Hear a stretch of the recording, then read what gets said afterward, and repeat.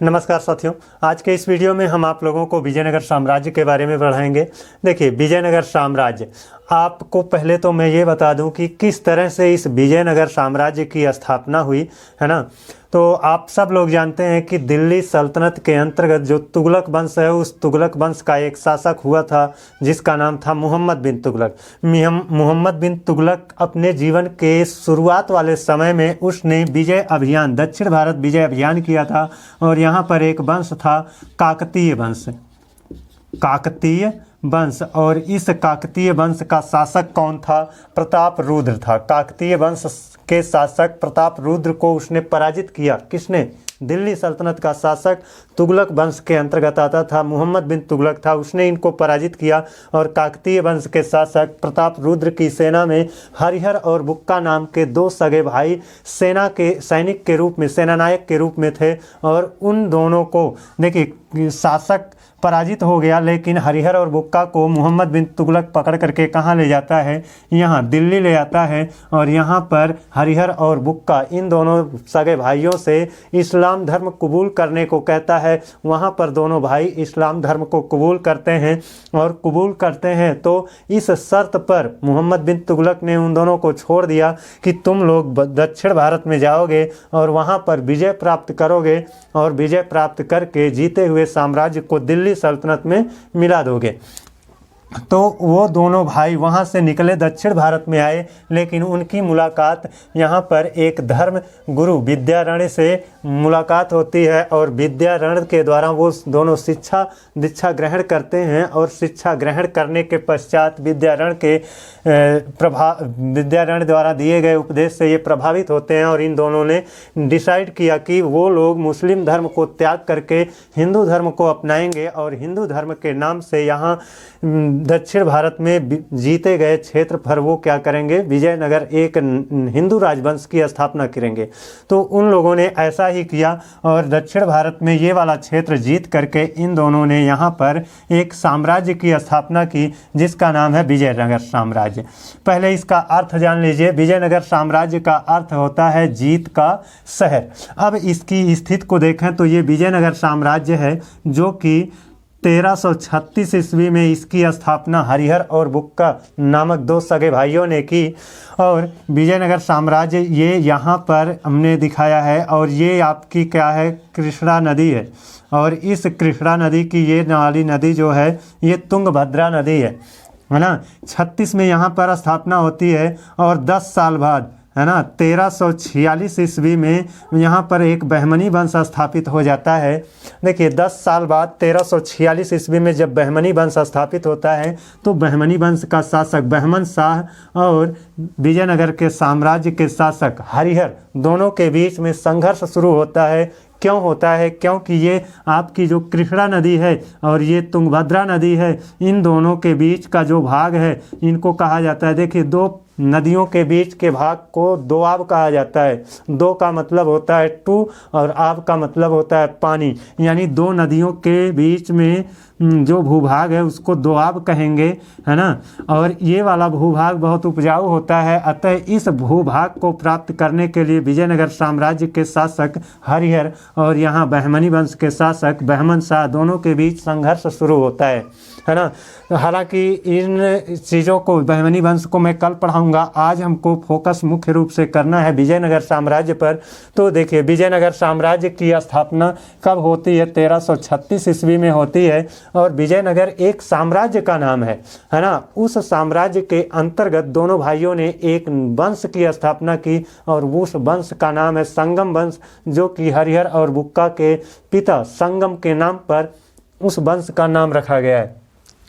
तो संगम वंश की स्थापना होती है। जैसे विजयनगर साम्राज्य की स्थापना भी 1336 में होगी और संगम वंश की स्थापना भी कहाँ होगी? 1336 में होगी।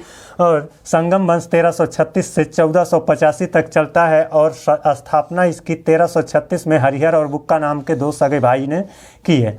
है ना। अब दोनों सगे भाइयों में से हरिहर क्या बनता है, शासक बनता है। और जब हरिहर शासक बनता है तो उसने राजधानी शुरुआत में क्या किया, अनेकोंडा को इसने राजधानी बनाया। ये देखिए तुंगभद्रा नदी के किनारे ही अनेकोंडा था, उसको राजधानी बनाया।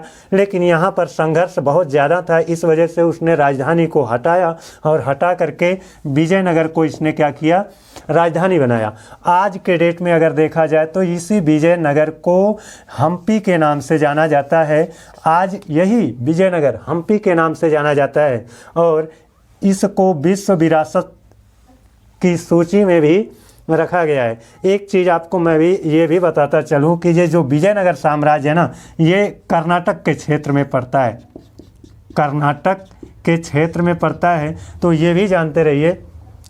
अब देखिए ये विजयनगर साम्राज्य जब स्थापित होता है और हरिहर वहाँ का शासक बनता है तो उसने राजभाषा क्या बनाई, तेलुगु भाषा को उसने राजभाषा बनाई। और हरिहर का जो शासन काल है वो 1336 से 1356 तक है।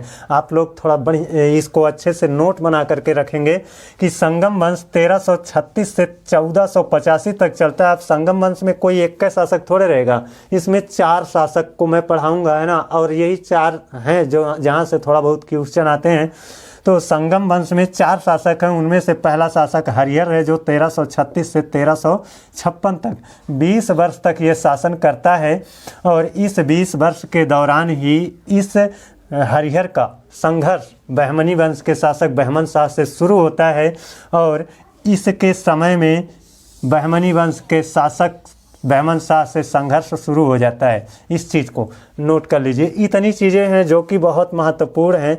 हम्पी भी महत्वपूर्ण है और अनेकोंडा भी महत्वपूर्ण है। और ये भी पूछा जाता है कि विजयनगर साम्राज्य किस नदी के किनारे था, तो विजयनगर साम्राज्य की स्थापना जो हुई थी दक्षिण भारत में वो तुंगभद्रा नदी के किनारे हुई थी। अब जब 20 वर्ष के बाद यानी 20 साल शासन करने के बाद 1336 से 1356 तक शासन कर लिया, उसके बाद इसकी मृत्यु होती है तो इसके भाई बुक्का ने शासन करना शुरू किया। अब देखिए ये 1356 में मरा है, ये 1356 से 1377 तक ये शासन किया है। ये 21 साल तक शासन किया। ये कितने साल तक, 21 साल तक शासन किया। और इसने जब ये शासन करना शुरू किया तो इसने वेद मार्ग प्रतिष्ठापक की उपाधि धारण करता है और इस उपाधि के साथ वह सिंहासन पर बैठता है। और ये बुक्का का एक पुत्र था जिसका नाम था कंपन, है ना।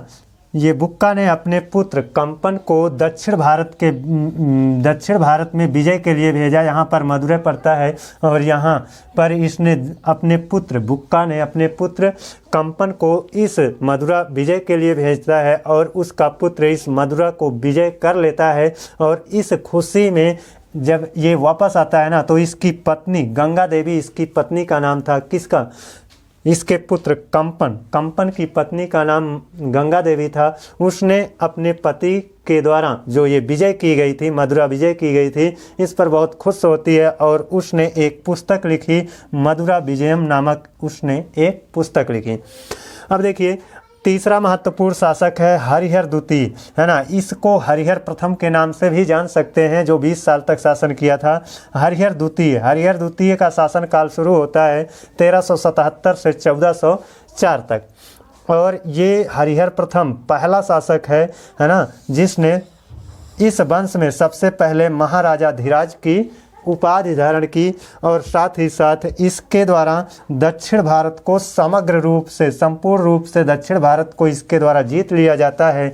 और इसने इतना ही नहीं, यहाँ पर गोवा है, गोवा को और बेलगांव को, है ना, जो कि बहमनी वंश के शासक के अंतर्गत आता था, गोवा और बेलगांव, उसको भी ये जीत लेता है। तो ये हो गए आपके कितने, 3 शासक, हरिहर प्रथम, बुक्का और हरिहर द्वितीय। अब देखिए ये जो हरिहर द्वितीय है, इसके बाद जो अगला महत्वपूर्ण शासक है वो है देवराय प्रथम। देवराय प्रथम 1406 से 1422 ईस्वी तक शासन किया है।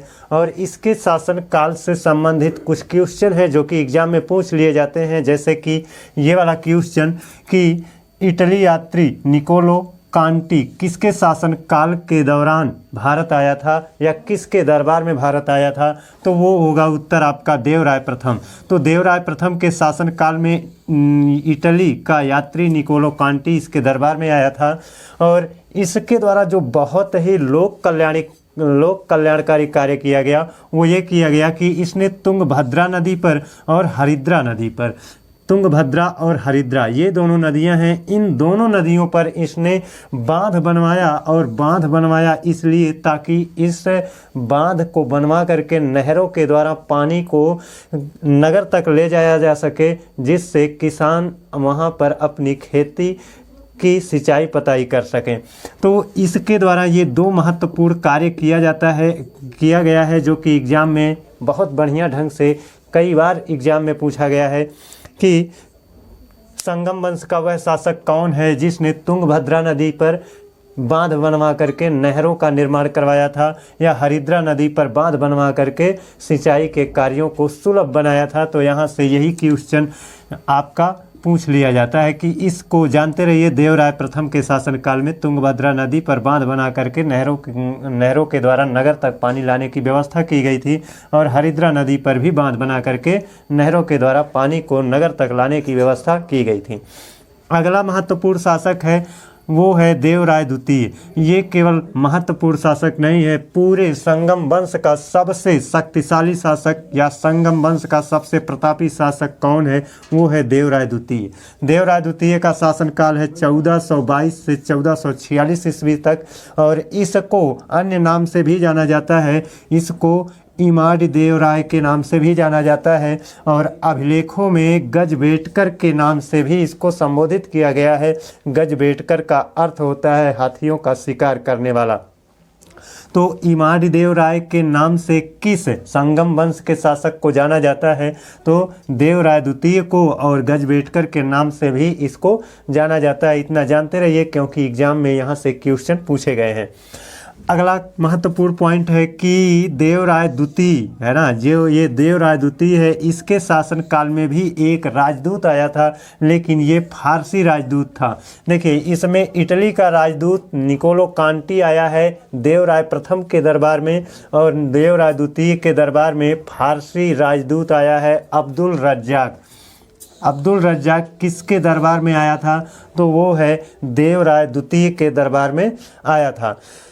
अब देखिए यहाँ पर प्रसिद्ध तेलुगु कवि श्रीनाथ कुछ दिनों तक है ना, कुछ दिनों तक इस देवराय द्वितीय के दरबार में रहे थे। यहाँ से भी क्वेश्चन कई बार एग्जाम में पूछ लिया जाता है कि श्रीनाथ संगम वंश के किस शासक के दरबार में रहते थे या कुछ दिनों तक रहे थे, तो वो है आपका देवराय द्वितीय।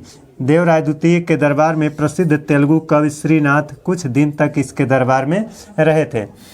फरिश्ता, देखिए फरिश्ता एक इतिहासकार हैं, फरिश्ता उनके द्वारा कहा जाता है कि देवराय द्वितीय एक हिंदू शासक था, फिर भी इसकी सेना में 2000 मुसलमान भर्ती थे, यानी सैनिक के तौर पर इसकी सेना में 2000 मुसलमान थे। जबकि ये एक हिंदू शासक था, फिर भी इसने मुसलमानों को सैनिक के तौर पर अपने सेना में नियुक्ति दी थी।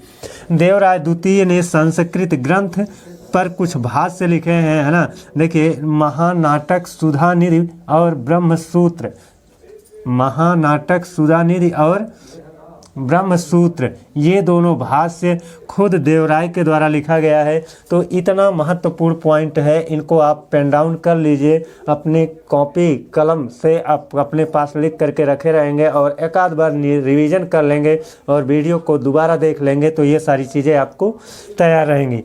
अब देखिए ये देवराय द्वितीय के बाद इस संगम वंश में कोई महत्वपूर्ण शासक नहीं हुआ, है ना। केवल 2 शासक हैं, केवल उनका नाम ही जानना है। मल्लिकार्जुन जो कि 1446 से 1465 ईस्वी तक इसने शासन किया है, इसको प्रवण देवराय के नाम से भी जाना जाता है।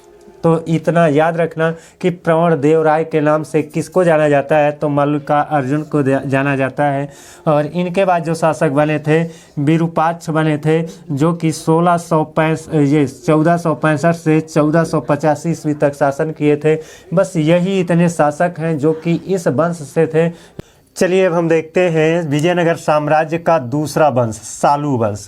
देखिए विजयनगर साम्राज्य के अंतर्गत 4 वंश हैं, संगम वंश, सालू वंश, तुलु वंश, आरवीडू वंश। उनमें से संगम वंश के चारों महत्वपूर्ण शासकों को हमने देख लिया, जहां से कुछ क्वेश्चन बनते हैं जो कि एग्जाम में महत्वपूर्ण होते हैं। सालू वंश को देखेंगे। सालू वंश का इतिहास हमको नहीं पढ़ना है क्योंकि इसमें जितने भी शासक हुए हैं सारे के सारे शासक दुर्बल हुए हैं। यहाँ से कोई भी प्रश्न इतिहास में एग्जाम में नहीं बनता है, इसलिए केवल आप लोग सालू वंश का संस्थापक कौन था, वो सालू नरसिंह था, इस चीज़ को जानते रहिए। अब चलते हैं तृतीय वंश तुलु वंश की ओर। तुलु वंश को हमें पढ़ना है क्योंकि इस तुलु वंश में एक बहुत ही महत्वपूर्ण शासक हुए हैं, उनका नाम है कृष्णदेव राय। इस वजह से इस वंश को पढ़ना बहुत अनिवार्य है क्योंकि यहाँ से बहुत सारे क्वेश्चन पूछे जाते हैं एग्जाम में। तो चलिए तुलु वंश का देखिए संस्थापक कौन है, तो संस्थापक है वीर नरसिंह।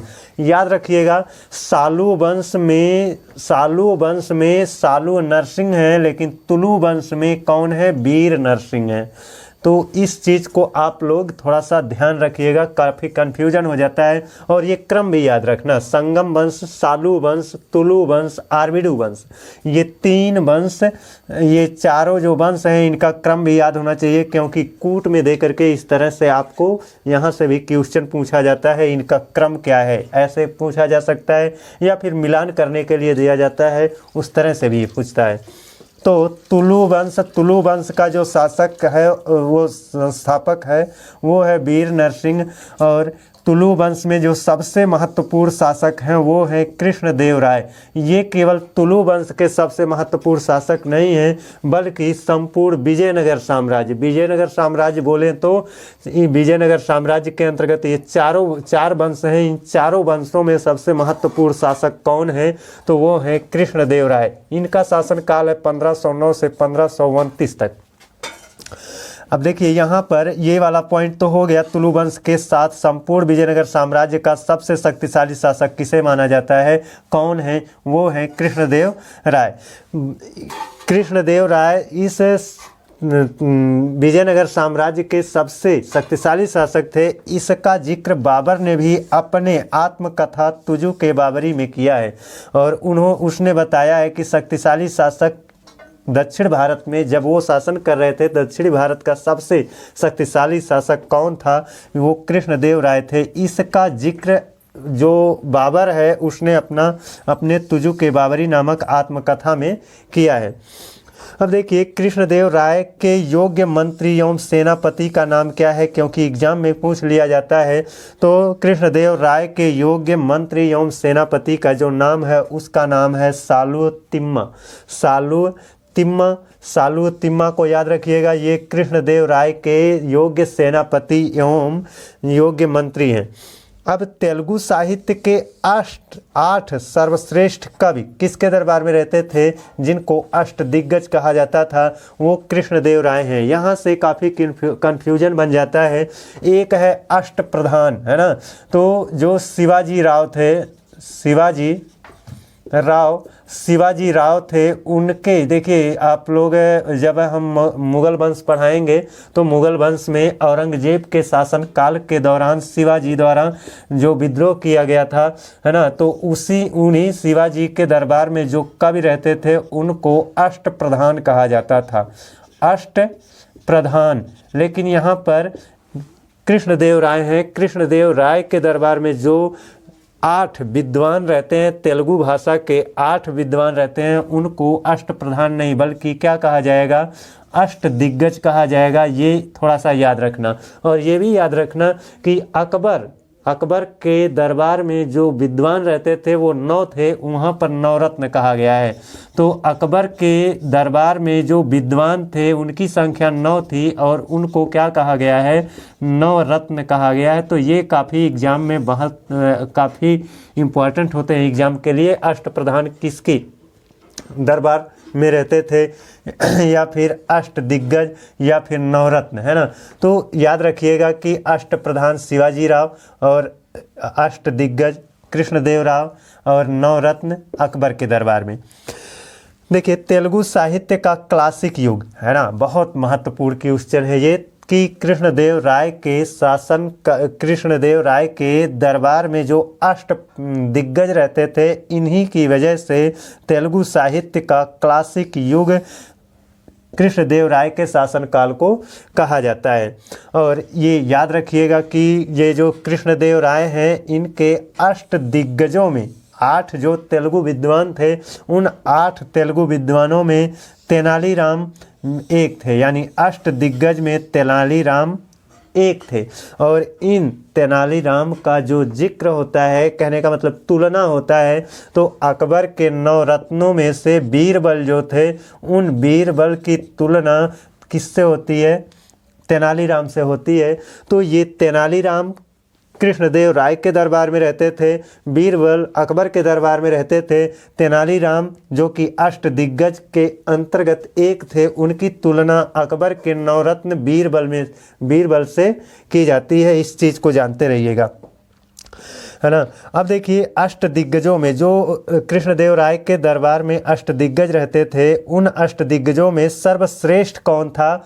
तो आलसानी पद्देन उनमें सर्वश्रेष्ठ थे, यानी उन 8 में आलसानी पद्देन सर्वश्रेष्ठ थे, जिनको आंध्र कविता में पितामह कहा जाता है। तो यहाँ से भी क्वेश्चन बनता है कि आंध्र पितामह, है ना, के नाम से आलसानी पद्देन को जाना जाता है, वो किसके दरबार में रहते थे? या फिर ये भी कहा जाता है कि आंध्र कविता के पितामह किसको कहा जाता है? तो आंध्र कविता के पितामह आलसानी पद्देन को कहा जाता है। अब देखिए, ये जो कृष्णदेव राय है ना, उन्होंने तेलुगु भाषा में अमुक्तमाल्यद एवं संस्कृत भाषा में जामवंती कल्याणम पुस्तक लिखी है। ये एक शासक थे, फिर भी इनके द्वारा जो रचना की गई है, तेलुगु भाषा में एक रचना मिलती है इनकी अमुक्तमाल्यद, और संस्कृत भाषा में इनकी एक रचना मिलती है जामवंती कल्याणम। तो यहाँ से ये पता चलता है कि कृष्णदेव राय काफ़ी मतलब विद्वानों का आश्रयदाता थे, और ये विद्वानों का काफ़ी सम्मान किया करते थे। देखिए, तेनालीराम की भी रचना कभी कभी पूछ ली जाती है कि तेनालीराम द्वारा रचित रचना कौन सी है। तो इनके द्वारा जो 2 रचना बहुत महत्वपूर्ण है, एग्जाम में पूछा जाता है, वो है पांडुरंग और महात्म्य, है ना। पांडुरंग और महात्म्य, इनकी 2 रचनाएं हैं, किनकी? तेनालीराम की। इसको भी आप लोग याद रखना। और ये देखिए, हजारा और विट्ठल स्वामी मंदिर, हजारा मंदिर एवं विट्ठल स्वामी मंदिर, इन दोनों मंदिरों का निर्माण कृष्णदेव राय ने करवाया है, जो कि एग्जाम में पूछ लिया जाता है कि विट्ठल स्वामी मंदिर का निर्माण किसके द्वारा करवाया गया था? तो विट्ठल स्वामी मंदिर का निर्माण कृष्णदेव राय के द्वारा करवाया गया था। अब कृष्णदेव राय के द्वारा कुछ उपाधियां धारण की गई थी, इनको भी एग्जाम में पूछता है। वो उपाधियां क्या हैं? एक तो है आंध्र भोज उपाधि, दूसरा है अभिनव भोज उपाधि, और तीसरा है ये आंध्र पितामह उपाधि।